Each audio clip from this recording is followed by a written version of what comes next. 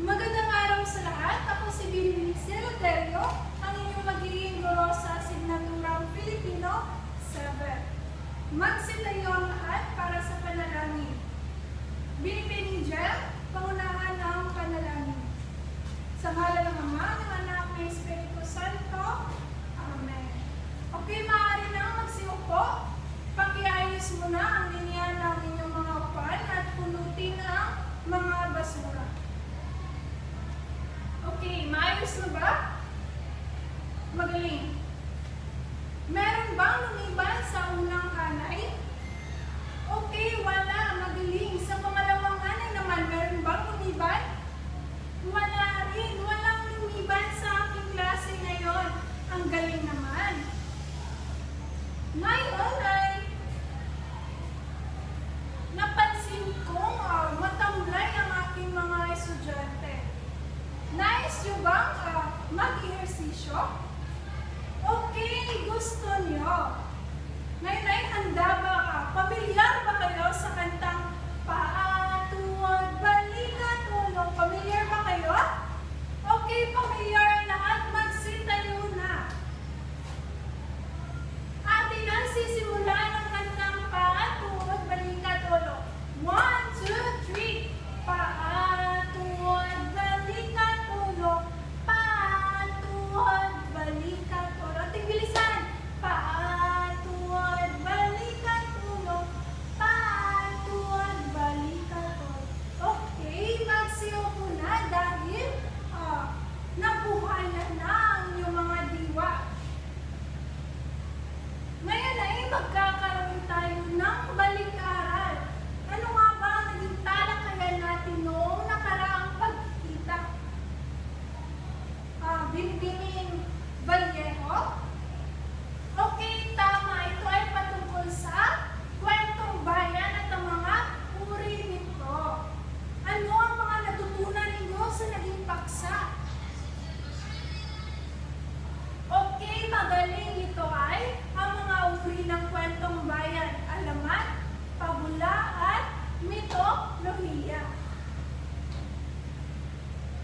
Ngayon ay magbubukas tayo ng panibagong layunin sa ating magiging paksa ngayon.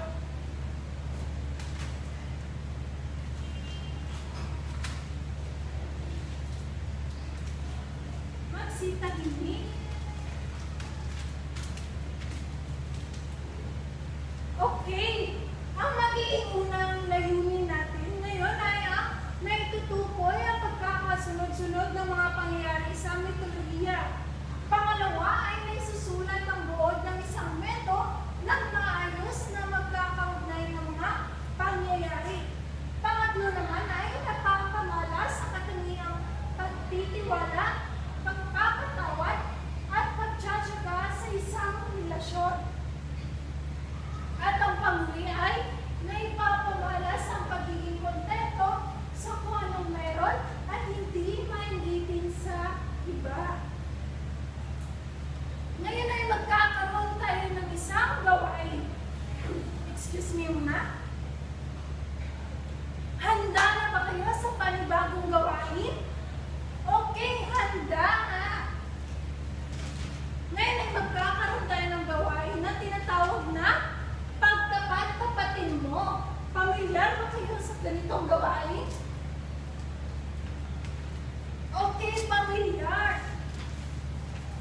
Ako ay magtatawag ng mga ilang mag-aaral upang makilahok dito sa ating gawain.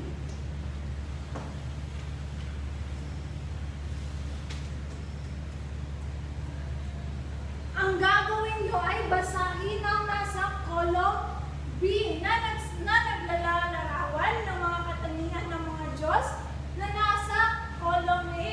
Ang inyong gagawin ay isulat ang titik ng tamang sagot sa mga patlang na tapat sa column A. Sino ang gustong sumagot? Magtaas lamang ng kalang kamay.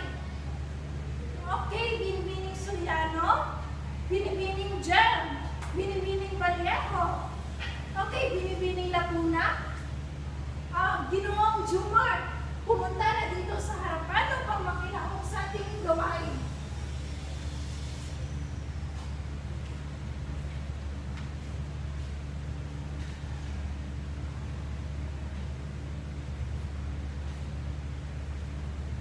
Okay, tama ang inyong mga kasagutan.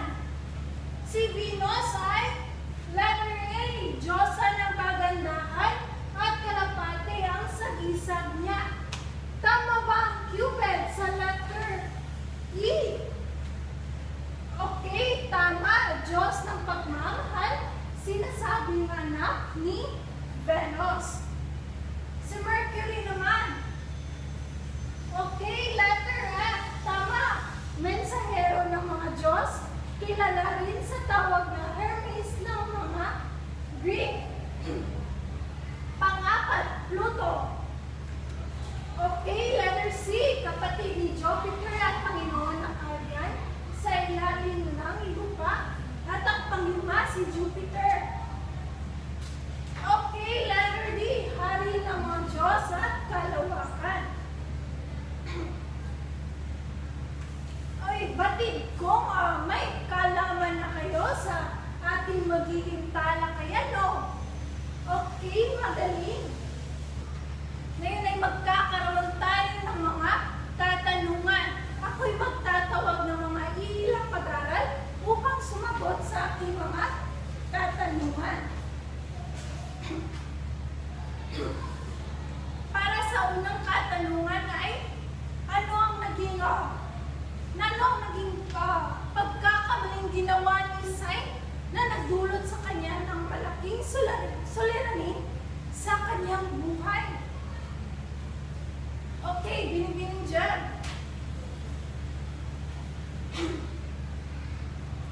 Okay, tama ang kanyang kasagutan.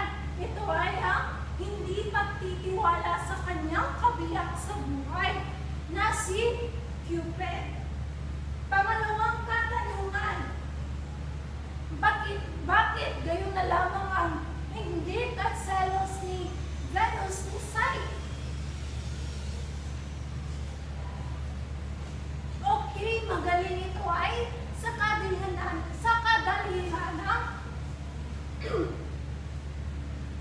nagsiselo siya dahil mayroon na palang mas maganda sa kanya at inutusan niya ang kanyang anak na si Cupid upang sirain ang buhay ni Sai. Para sa pangatlong katanungan, bakit itinago ni Cupid ang tunay niyang katauhan ni Sai? Okay, sa kadalihan dahil sa kadalihan hindi niya gustong malaman ni Sai na tunay siyang anak ni Venus na inutusan lamang siya para sirain ang kanyang buhay. Para sa pang-apat na katanungan, ano ang kahalagahan ng pagtitiwala sa pag-ibig? Ano nga ba? Okay, binibining Vallejo. Tama, no? Dapat merong pagtitiwala sa isang relasyon o sa isang pag-ibig dahil ang pagtitiwala ay isang pundasyon upang maging matatag ang isang relasyon. Para sa ating panghuling katanungan, kung ikaw si Sai, gagawin mo rin ba kanyang ginawa sa kwento? Bakit? Okay, tama, no? Kung ikaw ay umiibig, kailangan ay magsakripisyo o humarap sa maraming pagsubok para lang sa inyo karelasyon. Tama, no? Okay, batid kung may kaalaman na kayo sa ating magiging talakayan dahil itong gawain ay naging takdang aralin nyo rin.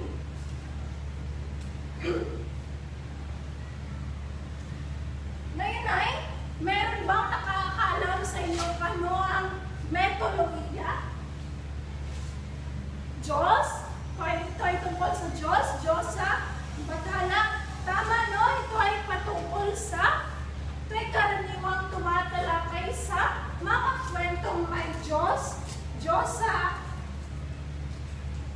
Teka. Sa mga Diyos, Diyosa, Bathala, diwata at mga kakaibang nilang na may kapangyarihan. Meron din itong mga katangian. Ito ay basahin.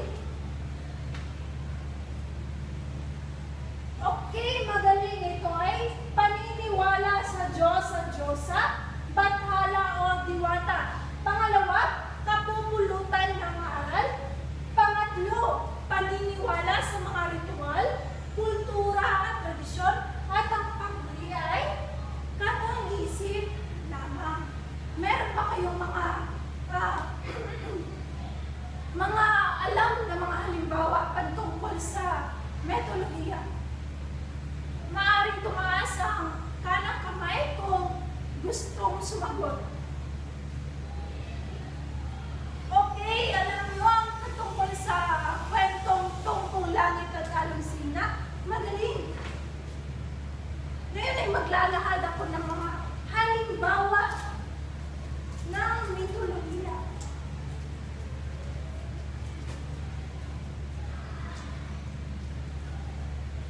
Unang-una ay Cupid site. Pangalawa, tungkol langit at alusina. At ang panghuli ay Persephone and Hades. Anong mga kwento ang familiar sa inyo? Okay, ang tungkol langit at alusina. Magaling.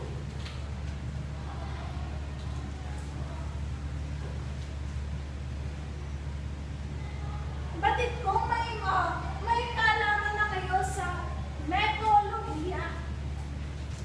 Ngayon ay, teka, ilalagay ko muna.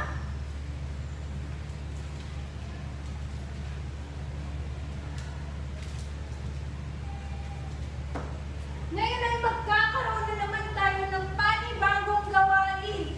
Handa na ba kayo? Okay, magaling, handa na. Ang gagawin nyo ay maghahanap kayo ng kapareha. Meron na bang mga kaparehang nahanap? Okay, pumunta na kayo sa kanyong mga kapareha at tumabi. 1, 2, 3, 4, 5. Meron na ba kayong mga kapareha? Okay, meron na.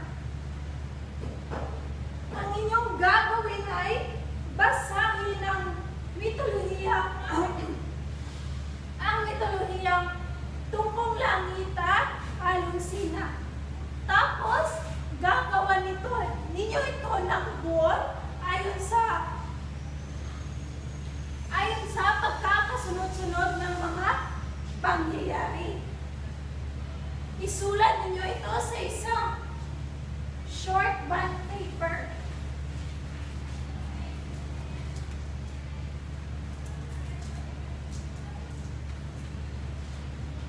Meron lang